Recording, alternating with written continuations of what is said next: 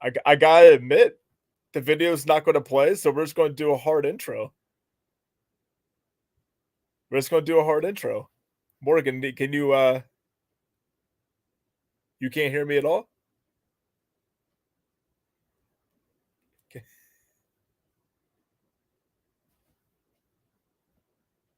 What happened to your microphone?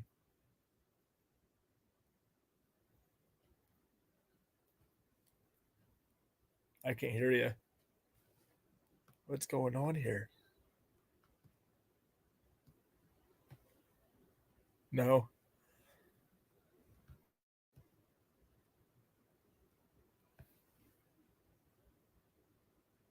All right. So basically, what we're trying to do here is get some technical difficulties under control real quick. Just give us a couple of moments. Be all good. Thank you, guys. I can hear myself as well. Thank you, Ben J. Let's see here.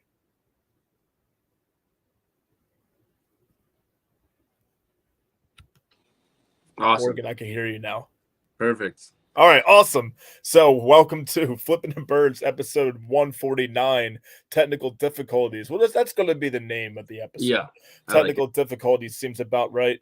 Speaking of technical difficulties, the Eagles had a difficult time with the Colts. 1 point win against a team that you would normally think would be a headed into at least Goddard's injury, a pretty easy opponent. At least by comparing records and watching the Eagles through the first 8 weeks. So, what's our takeaways? What's our takeaways about what needs to be cleaned up? Yeah, I mean it just feels like the last 2 weeks we're seeing kind of a different Eagles team. Not necessarily schematically. I don't know if they've changed all that much, and that might be part of the problem. But just the intangible stuff. It doesn't really seem like the team's embracing that they are the best team in the league, and they're going to get the best from each opponent they play, and really kind of taking that chip on their shoulder and running with it. Like, it seems like there's some wind being taken out of the sails. Obviously, that the injury to Jordan Davis is huge for the defense. The injury to Dallas Goedert is going to be huge for the offense. But these are kind of the challenges of a season, right? There's very few teams that make it through a season, if any, without some major injuries. And, I think they got a chance to right the ship. I think that there is something to be said where you kind of play down to your opponent. Obviously, Washington and Indianapolis aren't the teams that they'll see in the playoffs. But, it just seems like the effort, the mojo, the swagger they had going on the last 2 weeks. Again, a win is a win, and we'll take it. But it just seems like that kind of mojo of being the top dog. And like, maybe that's just because they're not used to being the top dog. They're always used to being underdogs or whatever it is. But I'm hoping this is the wake up call, because we thought Washington was going to be the wake up call, and it wasn't. So, broad view, that's kind of what I see out of the team. Obviously, there's some schematic stuff, and we'll probably get into that as well. But it just seems like they're not really putting their best foot forward over the last 2 games. No, it doesn't, and it seems like there was a little bit of offensive, creative, a short circuit, if you will. For sure. That's kind of come to bite the Eagles in the past 2 games. They kind of overcome. Either way, Jalen Hurts overcame. They all the offensive stifling, I guess, really, in the fourth quarter alone. It's almost like he became the offensive coordinator in that fourth quarter, and they just kind of kicked out every other notion they had going into that. Now, I will say, leading up to his final run there, which completely, you watch the first few runs there, and the Eagles aren't going anywhere, and then you see that lane just part open like that. It's absolutely insane. Just to kind of see that happen, and it looks like that the defense just completely just went away from the game plan on the one time that made sense. I don't know. I don't know what was read at the line, but maybe you do. Do you know maybe what the play call was, if it did change up completely, if it was maybe a designed pass play and then Hurts went with the run? Yeah, well, I think it's interesting. What I think they're doing, and something that we've seen less and less of over the last couple of weeks is I think it's actually technically an RPO where the run option is that QB draw. So I think they ran pass or options, and he's going to read that back. Or you see the tight end. I'm not sure if it was Calcaterra or Stoll. He's got an option route on the right hand side, so that's his read. So they're sending kind of some verticals on the outside, and then he's reading whether or not the linebacker is going to step to the out, and then he should have the lane there. So I think in extension it's an RPO with the quarterback run being the read or the run read. And it's just really interesting, and that's something that I wanted to talk about when we get into the offensive stuff. Is that's one thing that we've kind of seen disappear over the last 2 weeks. Is there's way less run options, there's way less read options for Jalen Hurts, and so like lack of RPO, lack of all these things. I think that's just kind of been the staple of their offense, right? We hear like so much over the offseason was how much RPO is going to be in this offense, so we're seeing less and less of it, and more true dropbacks, more kind of obvious handoffs and stuff like that. And so I don't know, like you said, maybe it's just a lack of creativity, but you see it in sparks, like you said, the touchdown play is very interesting. But yeah. So I think it's just that the kind of extension of that, and so we're hopefully we see more of that. Maybe it's just because they didn't want to show the league their hand against Washington and Indianapolis. But Now, what do you think about the teams that are waiving these running backs and kind of watching these running backs like Boston Scott and um, Kenny Gainwell against the Colts and kind of against I almost said Redskins. I almost said the R word. yeah, Against the I've been there. Commanders. How do you think that the Philadelphia should be eyeing up maybe one of these running backs and maybe that the floor is higher than what Scott and Gainwell provide as far as catching out the backfield? Mm-hmm. Yeah, I mean it's an interesting question, right? Like as much as there's things that need to be fixed schematically, um, there's some players on this team that we really count on. We can name a few, but overall, there's definitely some underperforming in a lot of key categories, and it's just maybe it's the coaching not getting enough out of the players, but at some point, these are professional athletes; they just need to play a little better. And Miles Sanders has been one of those. Unfortunately, like it's not like he's getting massive holes, but we saw kind of this year it was the big revelation of him just being more decisive, of him hitting holes and not being afraid of contact, and him making one cut and getting downfield. And we're kind of seeing teams stretch him out a bit. So they'll kind of get more lateral across the offensive like the line, and kind of spread them out, and that's just because they're trying to run more outside zone. And I don't know, Miles Sanders just doesn't seem as decisive. He's not picking and choosing, and again, like he's not a massive dude, but he will break tackles and he'll make people miss, and he's just not allowing himself the opportunity because he's kind of hesitant. And then with that, the change of pace is Boston Scott and Kenny Gainwell. And I really like Kenny Gainwell. His skill set's pretty impressive, but I don't think he's going to be your number one running back. He's an option guy. He's part of that stable, right? And Boston Scott, he is who he is as well. We've seen him have great games against particularly the New York Giants, but again, I don't think he's the number one guy. So, a guy like Darrell Henderson, I was kind of shocked. I was kind of shocked to see that cut. That was one of the names I was going to ask you about. Yeah. Yeah. I mean, my fantasy team is very shocked as well. I got him in another league too, but yeah, it's interesting. Like, why not kick the tires? It depends what he's going to ask for in a contract, but at this point in the season, like you're kind of taking what you can get, and if he wants to play in the playoffs like he's been used to with the Rams, then the Eagles is a great destination. But if Brian was on here, he'd be clamoring for more Trey Sermon, right? So it doesn't really matter at the end of the day if your offensive line isn't creating holes and all that stuff. But what you would like to see is the guys on the roster just be a bit more decisive, get downhill. I don't know. What are your thoughts? What do you think? What do you think's the kind of key to kickstarting the? I don't know. There's kind of like we're at the point where we're preparing for playoffs, right? Right. So what do you think is the thing that's going to make this into that true number one seed, that playoff contender? I mean, as weird as it sounds, you don't really know how much you need a true number one tight end until they're not there. So that's kind of there needs to be something to finesse the wide receivers to get open more often against better teams like a Dallas Cowboys. like even down the line. I mean, hey, he already beat the Vikings, but the Vikings are there. They're a possible opponent against teams who are on the other side, the Bills, the Chiefs, things like that. Uh, I do see recently that we squeezed 17 points out of Devontae Smith, and we squeezed, including AJ Brown, Quez Watkins. They found ways to win with them, but I mean, throughout the entire time, it's been very reliant on the defense. I'm thinking offensively, there needs to be some sort of, I don't know, man, like not a gimmick. I don't Right. know, but there's got to be some sort of way to finesse these running backs into the picture where they can take some of the pressure off of Jalen Hurts. Yeah. And whether that's screens, I don't want to see an over screen like that actually kills me when I'm watching the game because there's just this overemphasis on screens in general.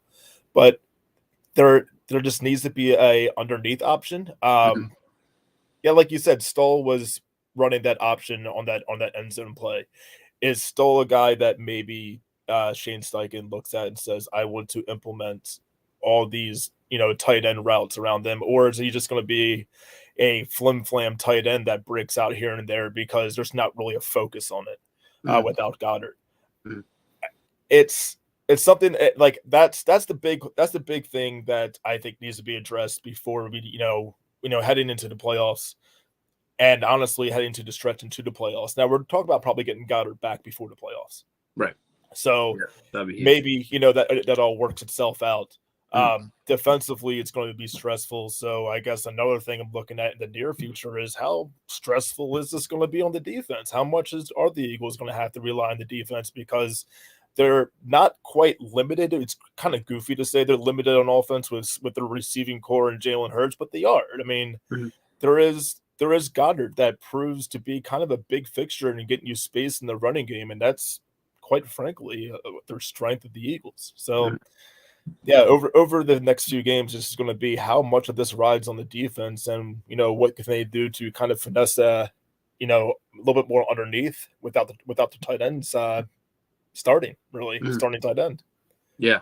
I mean, it seems like it's a lot of question marks we even had going into the season kind of coalescing at the same time, right? So from what we know about Steichen and some from what we saw of Sirianni and even Jonathan Gannon last year, is just those adjustments are really out of the just like sticking points. Like it just seems to be like when they do need to make adjustments, it just slows the whole process down. And so you lose a guy. You talk about, another issue is Jalen Hurts kind of coming into the season. One of the big question marks is him being able to throw over the middle, right? You saw his passing tree and his passing charts, mostly targeting the outside. And, you see as soon as we lose Dallas Goedert, it was great to see Smitty get involved, but they're mostly on the outside, right? He's running hooks. Right. He's running some comebacks. He's running some, just stop routes, however they draw it up, but they're mostly to the outside. And so not having that target in the middle, we do see. I wouldn't be surprised to see more Grant Calcaterra. He's a great route runner. You just lose something there in the blocking department when you have him in, right? He's not gonna create blocks. So it's a substitute, and this is kind of something that, again, like we'll talk about on the podcast all the time how underrated Dallas Goedert is, but he truly can't do a lot of things to your offense. He can block, and this is why they said farewell to Zach Ertz, is because they had someone that can do all these things. Now you lose that. And a lot of your creativity kind of goes out the door because you can't take advantage of those matchups. You can't create mismatches. And so, yeah, it's just like, again, it's Jalen Hurts was getting better at throwing over the middle, loses his main over the middle target. Now we have to adjust. The coaching staff's not great at adjustments. And then, we're going into a time too where, we kind of have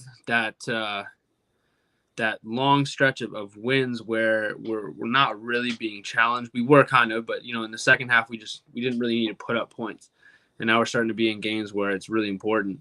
And we didn't it's not really caked into the strategy. It's not like, I don't think this offense knows yet how to win outside of Jalen Hurts creating something out of nothing, which is kind of what happened in the fourth quarter last game, right?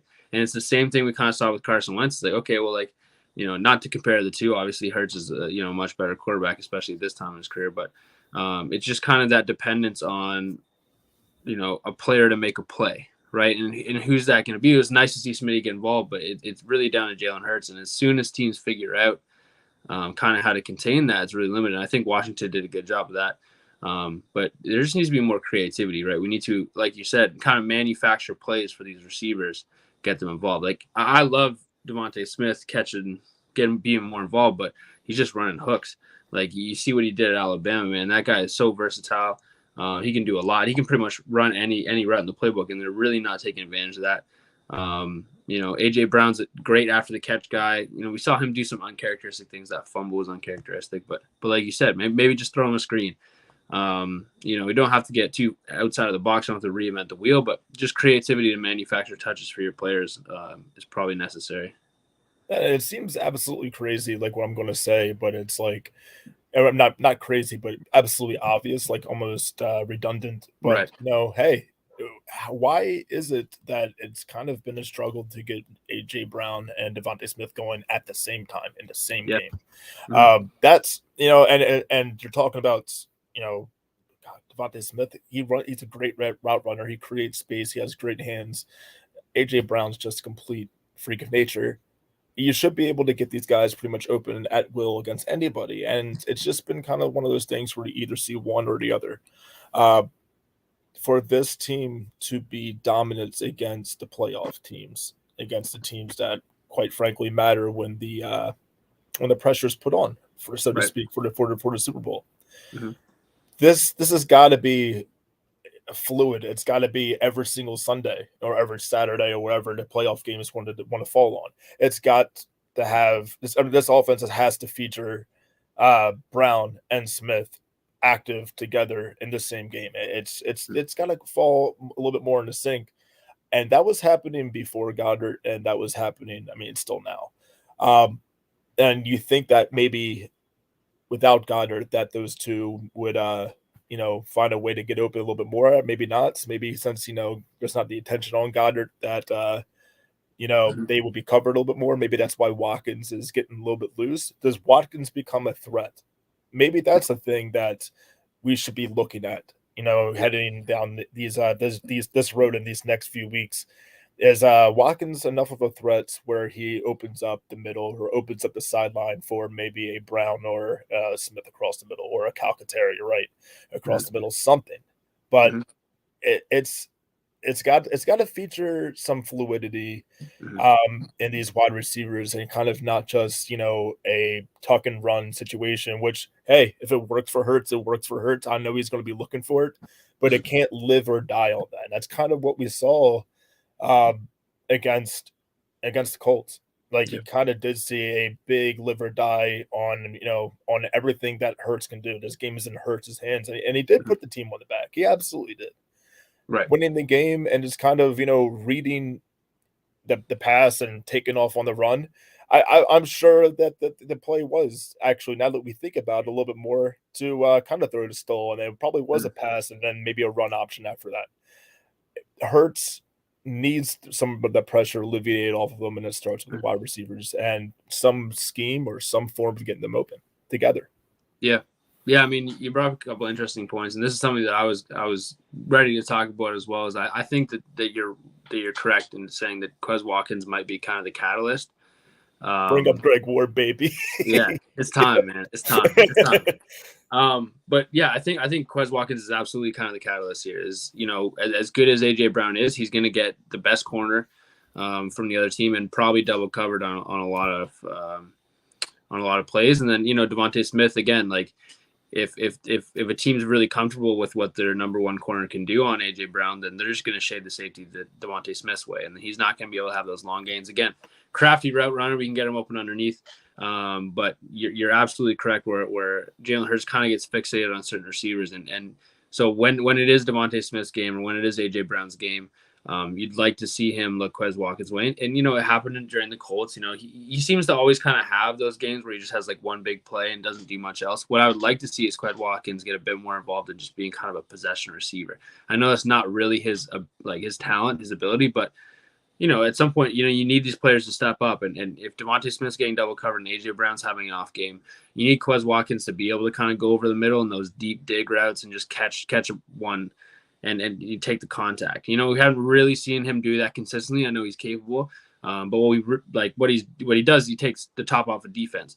Right. The other thing we don't talk about much with Dallas Goedert is he has that ability too, right? So he can stretch the field, he can create space underneath and stuff like that, and so that's really missed. So that's why I see like Grant Calcaterra makes sense. He's got some speed and stuff like that, but I think Quez Watkins just being that guy where he kind of takes that step, and it's not necessarily his skills need to develop or anything like that. It's just the mentality of like, listen, third down's coming, I need to make a big play.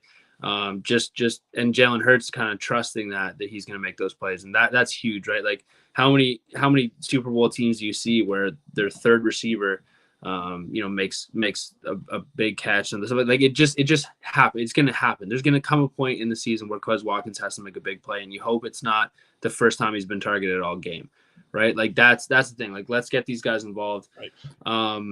And then I think the other point too is just you kind of talked about is Jalen Hurts. Like he's still a young quarterback, right? This is still his second full season starting. Let's create options for him like we saw in the touchdown play where it's a simple read. And I think we've kind of gone away from that a bit more as well.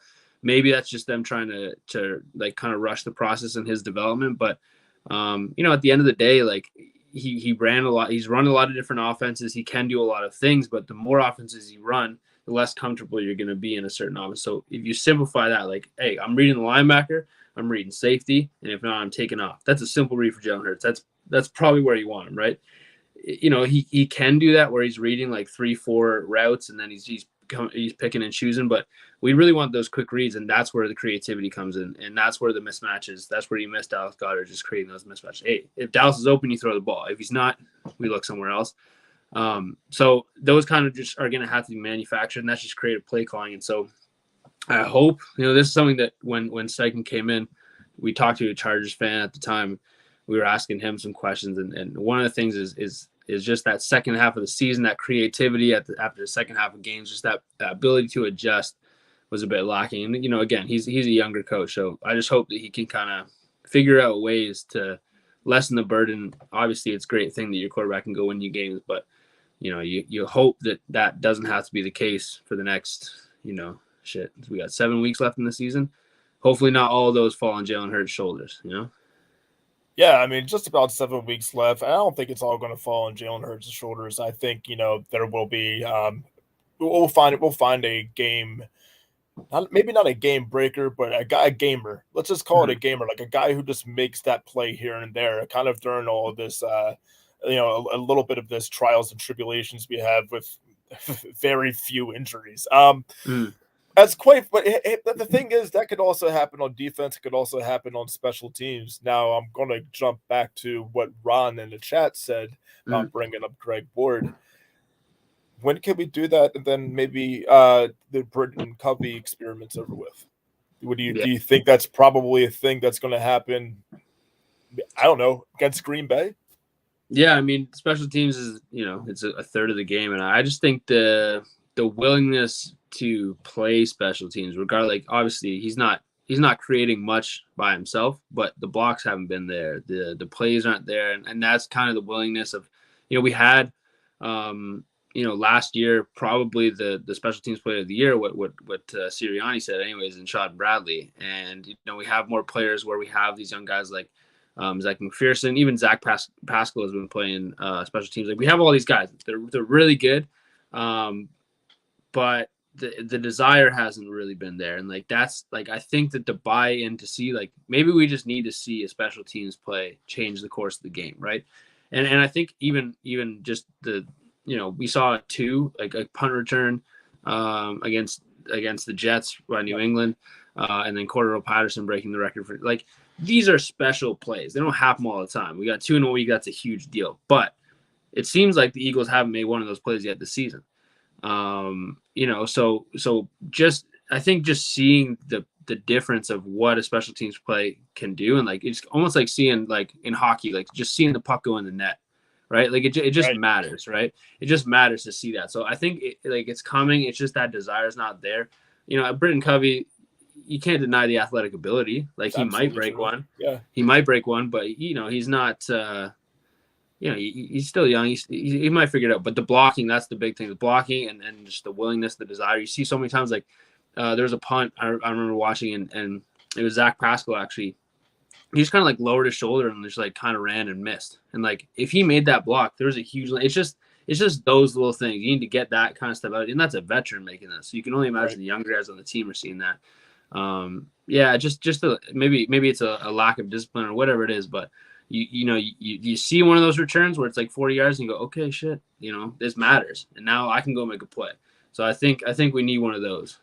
Yeah, it's absolutely a thirst to kind of see that be a reality for Philadelphia this year, because that helps so much in just these sort of 100%. scenarios where maybe the offense is stalling or maybe the defense can't get off the field, or whatever it is. If that special teamer can have the opportunity, have the threat to break one deep or break one along.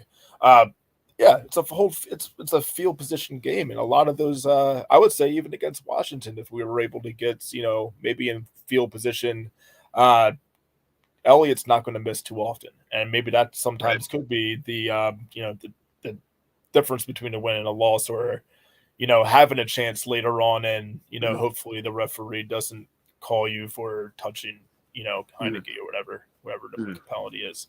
So besides that, let's hop into this week against Green Sure. Bay. Mm-hmm. What are some of the things that the Philadelphia Eagles can do defensively to slow down Aaron Rodgers? Because we have a great defense, but Aaron Mm-hmm. Rodgers always finds a way, doesn't he? Mm-hmm. Kind of finds a way to be effective, and I think he's kind of hitting his stride with Christian Watson, Yep. and that's kind of opened up the Green Bay Packers. For what it's worth, already the rushing offense is opened up. Mm-hmm. Because I mean, quite frankly, it's not a strong point for Philadelphia. However, getting Sue, Mm-hmm. changing that whole dynamic up front, it's helped, but it hasn't solved everything. Right. What do you see the defense? I guess its strengths and weaknesses against the Packers. Sure. Yeah. I mean, like what you said, I think that Aaron Rodgers is finally kind of hitting his stride with these young receivers. Obviously, the big thing is just limiting those chunk plays. It's not Christian Watson for a 1 yard pass. It's Christian Watson for 25 yards down the sideline, right? So limiting those plays. That's the one thing the Eagles have been good at. Is Yeah, and Ron, that's a great point. Is something I noticed last game too. Is Josiah Scott? He's no Avonte Maddox, right? Like I like him as a player. He's got a good skill set, but he just there's that one where he tackled Paris Campbell. That was lucky, man. Like that could have been that should have been a first down. He should have caught it, and he just got lucky, and then he got burned a couple other times. That's a pretty nice little 1-2 punch the Colts have in the slot. They have Paris Campbell and they have Michael Pittman. Like that let's give credit where credit's due, but you just need Josiah Scott to be a bit better. But I think what teams have figured out in the secondary is they just kind of run a man beater on one side and then a zone beater on the other. And the whole disguising coverages that we used to see Jonathan Gannon in the first couple of weeks, where he's kind of making people guess. We're just seeing a little bit less of this because they can't go to that 50 front. They can't then drop out a linebacker. You're seeing Hassan Reddick rush the passer a lot more than he used to. He was dropping into coverage a bit more, just to create that extra confusion. Obviously, the more film you have on a defense, the easier it is going to be to kind of understand what they're trying to do. But the teams just manufacture situations where, like, for example, you have Terry McLaurin running an over route across the field, and James Bradbury has to follow him. Like, that's just not a situation you want as the Eagles, right? And so teams are going to be able to figure out kind of what the Eagles are going to want to do. They're going to watch film. They're going to create these situations. But the biggest thing, is just to stop the run. Let's keep Aaron Rodgers in these situations where he has to trust these young receivers, and then we're going to go mano a mano. We'll let Slay cover Watson. I'm sure they won't travel, but when those matchups happen, I trust Slay. I trust Bradbury. But we need to keep them in long situations. I think that the main difference with that is just that reliance on having a true nose tackle, and now we have two. Right? No, they weren't great against the Colts, but they certainly made a difference, and you saw it later in the game when you're a center in the NFL. having a big dude that's almost 400 pounds hit you every play right after the snap. It just takes its toll, right? And you can see a major difference in how they were able to run the ball when they go to that 50 front versus the 40. You just have a big dude on top of the center, and that's a tough man to move. And then you just have Fletcher Cox and Javon Hargrave pinch on the outside, and the linebackers will fill the B gaps. It's really simple, but it's effective. And so having just that player that can eat up that space, maybe eat up a double if you need it, it makes a huge difference. That means, Fletcher Cox isn't taking on a double. He can kind of be free. Unfortunately, he hasn't been playing his best. That's maybe something we want to discuss too, is Fletcher Cox is kind of, he's getting old, right? So just not having that extra guy to kind of spell him and give him a little break, I'm sure it matters, but we're hoping we get Jordan Davis back soon. But even just having those two vets, it makes a huge difference. And again, if we can keep the Packers in third down and long situations, we just have a much better opportunity. It's not reinventing the wheel here, but making it tough on Aaron Rodgers is really going to be the ultimate test. I agree 100%. You mentioned keeping it long. Third downs, because man, their defense is pretty much giving up every third down that comes its way. At least against Washington, that's how it felt. I mean, Indianapolis, it simmered down a little bit, but yeah, I mean, looking at what you were saying, kind of jumping into Fletcher Cox, he's definitely, it seems that he's maybe lost a step, but as soon as I say that, maybe he hears me and then finds 5 more steps. Like, it's, what do you make of it? What do you make of his future and maybe the way that he'll be used the rest of the season? Mm-hmm. Yeah, I mean, he's on the roster, right? So at this point, the conversation is not really about, this season, whether or not he fits and stuff like that. He's on the roster. They're going to play him. That's a guy who's a multi-time Pro Bowl player. He's still got that in him, but I do think that as the season goes on, he's losing his step and stuff like that. The other thing too is, the difference between having, a Jordan Davis versus, again, these not I always have trouble saying his first name, but Ndamukong Suh. Yeah. He's a great player too. Don't get me wrong. You can't, say anything negative about his career except for, maybe slightly underhanded acts that he did in the past, but he's an accomplished player. Some people, it's okay. yeah, exactly. He's an accomplished player, but clearly past his prime, and that athleticism. You really miss that athleticism of Jordan Davis being able to kind of, like, Ndamukong Suh is going to eat that double team. Is he going to eat that double team and then go chase down the running back and collapse that kind of cutback lane? They just can't do it, right? Whereas Jordan Davis, how many times do we see him kind of beat a double team and then he's gone, right? He's chasing down the line and then there's no cutback lanes. And that's what we've kind of seen teams take advantage of, is those cutbacks and the B gaps. Or what we do is we don't have that 5 tech in just because, Ndamukong Suh and Linval Joseph, they can't play. Or not Linval. Anyways, doesn't matter. It's been a long day. Anyways, but I get you 100%. Yeah. Yeah, but having that extra guy in the middle, it does help, but there's limitations. They are veterans. So when we go to that 40 front, all you're doing is you're seeing teams climb to the backers, right? And again, Kaiser White, fantastic player. One of the big knocks against him is he's really bad at getting off blocks. Just can't do it. He's a space guy, likes to be in space, and that's how you want to play him. So you have to figure out some way. And teams are just kind of walking up to the line and going, okay, they're in a 40 front. We'll run it up the middle. We'll let our center climb. Okay, or they're in a 50 front. We'll try and stretch them out.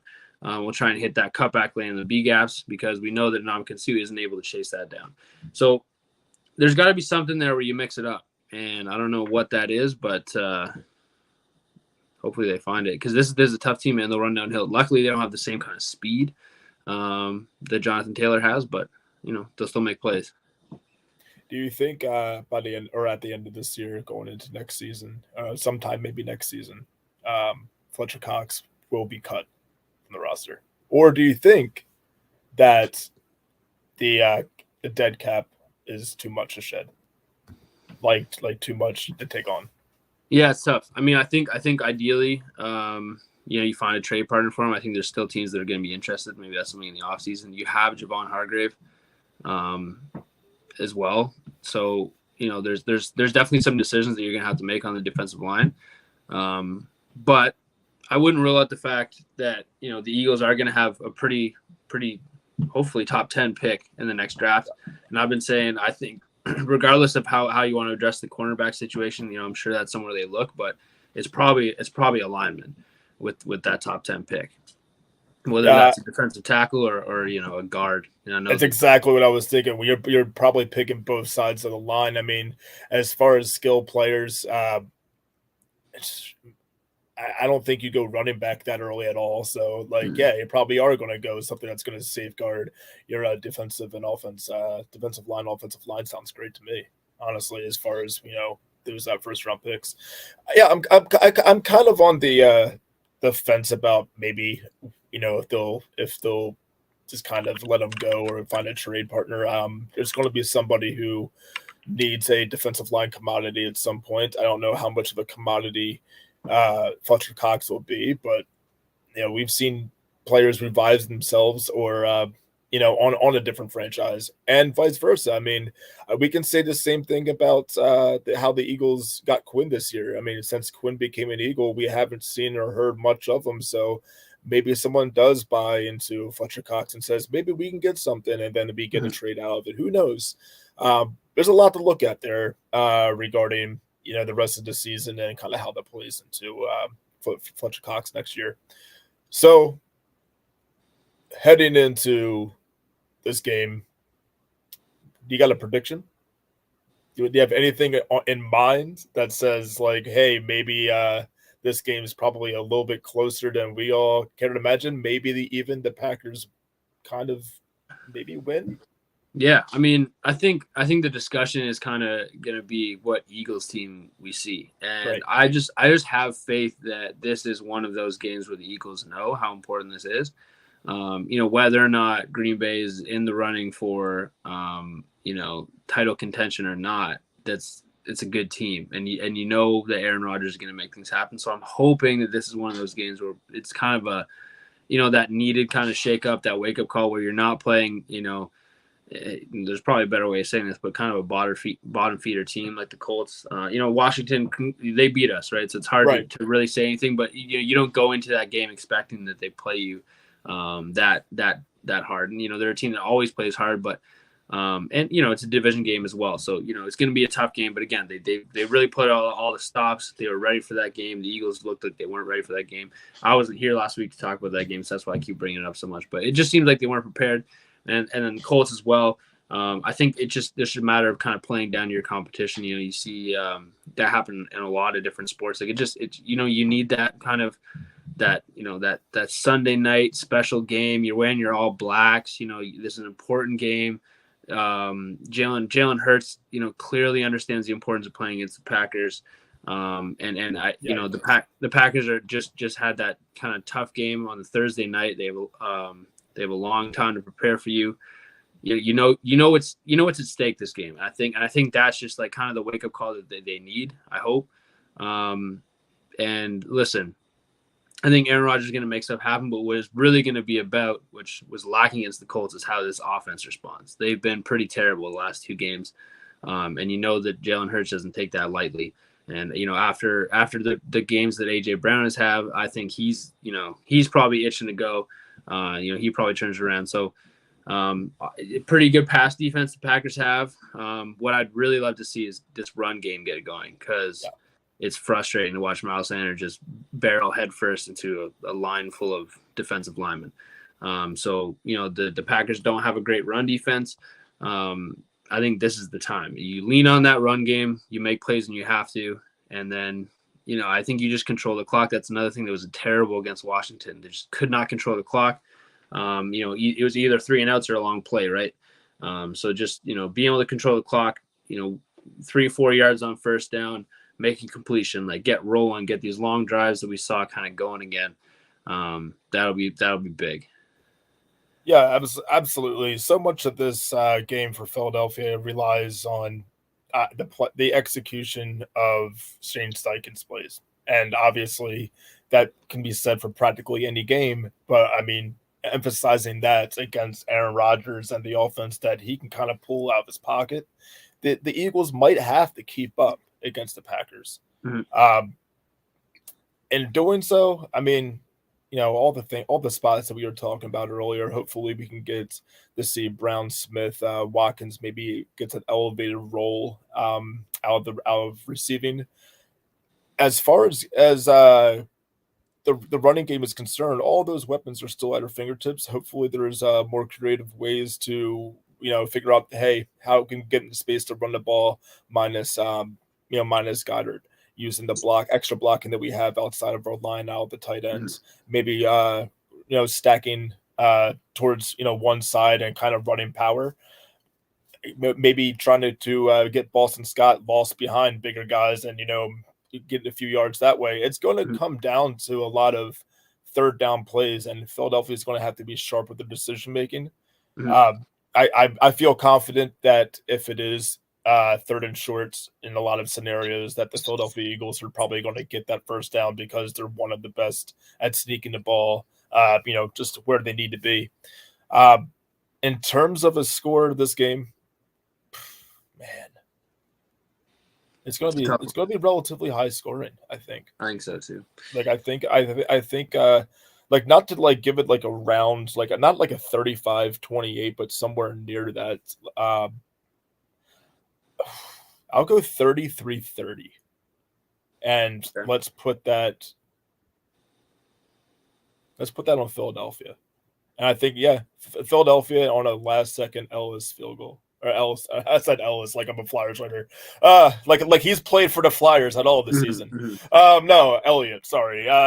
Field goal. So, yeah, let's go with Elliott. Elliott field goal, and the remaining seconds, 33-30 Philadelphia. Cool. Yeah, I like that. I think like again, like we said, is getting that run game going. If we can get that run game going, hopefully the Eagles will be able to control the clock. And if they are kind of controlling that time of possession, that's going to limit the score, right? So the two things we're trying to do is limit those big plays to Christian Watson. Romeo does know, Dubes. They pronounce it so many different ways, but Romeo does. I'm going to pronounce it how I want to pronounce it. He's no slouch either. He's got that speed. So just limiting these plays to these young receivers, making it tough for them. What it will ultimately translate to is if you limit plays for Green Bay and you run the football, control the clock, it's not going to be as high scoring, right? So I'm hoping that that's the case, in which case I'm thinking the game's probably going to be like 27-20, and that's not a huge difference. But I think like kind of late in the game, maybe the both offenses pick it up. But ideally, if that all happens, the Eagles are kind of controlling the clock. They're scoring points early. It'll be about 27-20. That's what my prediction is. But we'll see, man. I think this is a huge litmus test. We were talking about this kind of throughout the season. Is which one of these games can we kind of pinpoint where it's like, okay, this game is really going to be the test that the Eagles need to playoffs, and I think this is one of them. I think the Titans coming up and the Cowboys coming up are all going to be big games. So hopefully they have these circles and come out ready to play. Yeah, this run of the next three games, as you perfectly kind of wrap that with a bow. You're absolutely right. This is the first time in a while. I mean, Washington, we didn't really foresee, so we weren't going into that game going like, hey, Washington's probably going to beat us. No one thought that, and then it unfortunately happens.